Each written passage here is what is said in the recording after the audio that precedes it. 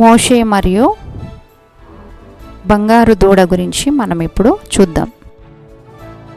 మోషే కొండ దిగకుండా తడువు చేయుట ప్రజలు చూచినప్పుడు ఆ ప్రజలు అహరోను యొద్దకు వచ్చి, మా ముందర నడుచుటకు ఒక దేవతను మా కొరకు చేయుము, ఐగుప్తులో నుండి మమ్మను రప్పించిన ఆ మోషే అనువాడు ఏమాయనో మాకు తెలియదని అతనితో చెప్పిరి. అందుకు అహరోను, మీ భార్యలకు, మీ కుమారులకు, మీ కుమార్తెలకు చెవులనున్న బంగారు పోగులను తీసి నా యొద్దకు తెండని వారితో చెప్పగా, ప్రజలందరూ తమ చెవులకున్న బంగారు పోగులను తీసి అహరోను యొద్దకు తెచ్చిరి. అతడు వారి యొద్ద వాటిని తీసుకొని పోగరుతో రూపమును ఏర్పరిచి దానిని పోతపోసిన దూడగా చేసెను. అప్పుడు వారు, ఓ ఇజ్రాయేలు, ఐగుప్తు దేశంలో నుండి నిన్ను రప్పించిన నీ దేవుడు ఇదే అని అనిరి. అహరోను అది చూచి దాని ఎదుట ఒక బలిపీఠము కట్టించెను. మరియు అహరోను రేపు యెహోవా పండుగ జరుగునని చాటింపగా, మరునాడు వారు ఉదయంన లేచి దహన బలులను సమాధాన బలులను అర్పించిరి. అప్పుడు జనులు తినుటకు తాగుటకు కూర్చుండి ఆడుటకు లేచిరి. కాగా యెహోవా మోషేతో ఇట్లనెను, నీవు దిగి వెళ్ళుము, ఐగుప్తు దేశం నుండి నీవు రప్పించిన నీ ప్రజలు చెడిపోయిరి. నేను వారికి నియమించిన త్రోవ నుండి త్వరగా తొలగిపోయి తమ కొరకు పోతపోసిన దూడను చేసుకొని దానికి సాగిలపడి బలి అర్పించి, ఓయి ఇజ్రాయేలు, ఐగుప్తు దేశం నుండి నిన్ను రప్పించిన నీ దేవుడు ఇదే అని చెప్పుకొనిరి అని అనెను. మరియు యెహోవా ఇట్లనెను, నేను ఈ ప్రజలను చూచియున్నాను, ఇదిగో వారు లోబడనొల్లని ప్రజలు, కావున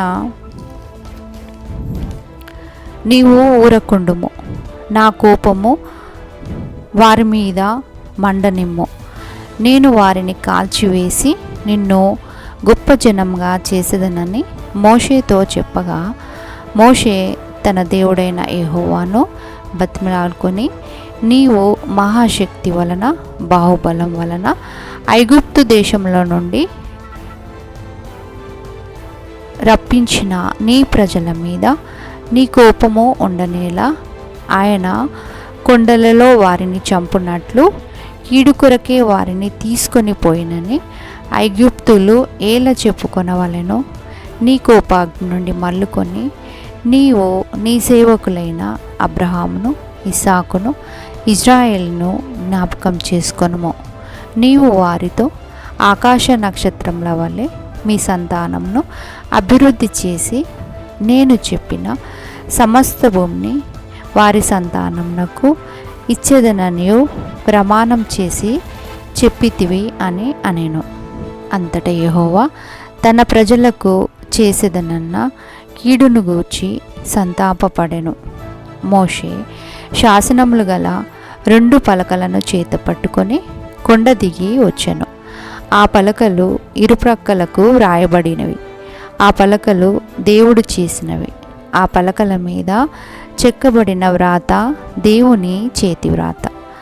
ఆ ప్రజలు పెద్ద కేకలు వేయిచుండగా యెహోషువ ఆ ధ్వని విని, పాలెంలో యుద్ధ ధ్వని అని మోషేతో అనగా, అది జయధ్వని కాదు, అపజయధ్వని కాదు, సంగీత ధ్వనిలా నాకు వినబడుచున్నది అని అనెను.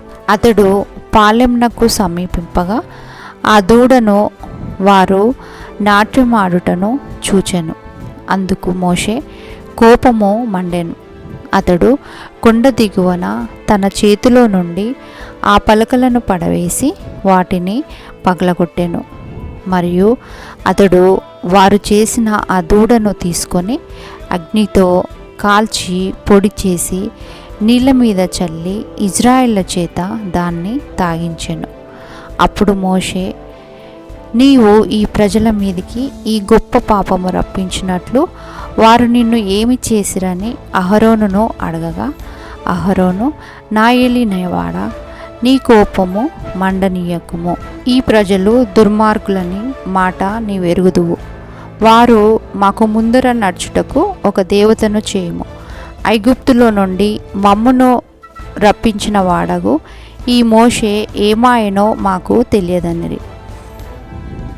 అందుకు నేను, ఎవరి యొద్ద బంగారము ఉన్నదో వారు దానిని ఊడదీసి తెండని చెప్పి తిని, నేను దాన్ని అగ్నిలో వేయగా ఆ దూడ ఆయను అని అనెను.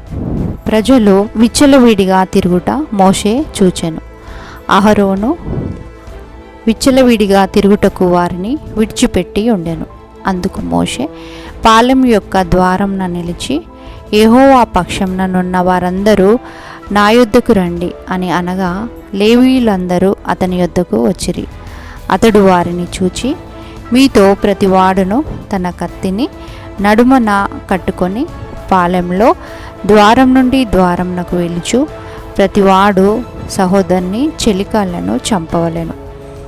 లేవీయులు మోషే మాట చొప్పున చేయగా ఆ దినమున ప్రజల్లో ఇంచుమించు 3,000 మంది కూలిరి.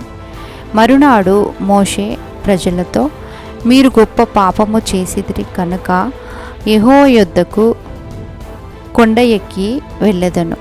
ఒకవేళ మీ పాపమునకు ప్రాయచిత్తము చేయగలనేమో అని అనెను. అప్పుడు మోషే యెహోవా యొద్దకు తిరిగి వెళ్ళి, అయ్యో, ఈ ప్రజలు గొప్ప పాపము చేసిరి. నీవు వారి పాపమును పరిహరించితివా? లేని ఎడల నీవు రాసిన నీ గ్రంథంలో నుండి నా పేరు తుడిచివేయమని బతిమాలుకొనుచున్నాను అని అనెను. అందుకు యెహోవా, ఎవడు నా ఎదుట పాపం చేసెనో వానిని నా గ్రంథంలో నుండి తుడిచివేయుదును అని చెప్పెను. మరియు యెహోవా మోషేతో, మొదటి పలకల వంటి మరి 2 పలకలను చెక్కుము. నీవు పగలగొట్టిన మొదటి పలకల మీదనున్న వాక్యములను నేను ఈ పలకల మీద వ్రాసెదను. కాబట్టి అతడు మొదటి పలకల వంటి 2 రాతి పలకలను చెక్కెను. మోషే తనకు యెహోవా ఆజ్ఞాపించినట్లు ఉదయమందు పెందలకడ లేచి ఆ 2 రాతి పలకలను చేత పట్టుకొని సినాయి కొండ ఎక్కగా మేఘంలో యెహోవా దిగి అక్కడ అతనితో నిలిచెను. మరియు యెహోవా మోషేతో ఇట్లనెను, ఈ వాక్యములను రాసుకొనుము. ఎలా అనగా, ఈ వాక్యములను బట్టి నేనును నీతోనూ ఇజ్రాయేళ్లతోనూ నిబంధన చేసి ఉన్నాను అని అనెను. అతడు 40 రేయింబగళ్ళు యెహోవాతో కూడా అక్కడ ఉండెను. అతడు భోజనం చేయలేదు, నీళ్లు తాగలేదు. మోషే సినాయి కొండ దిగుచుండగా శాసనములు గల ఆ 2 పలకలు మోషే చేతిలో ఉండెను.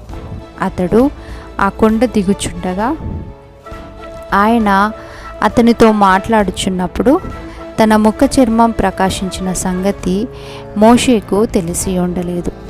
అహరోను ఇజ్రాయిల్ అందరినూ మోషేను చూచినప్పుడు అతని ముఖ చర్మము ప్రకాశించెను కనుక వారు అతన్ని సమీపింప వెరచిరి.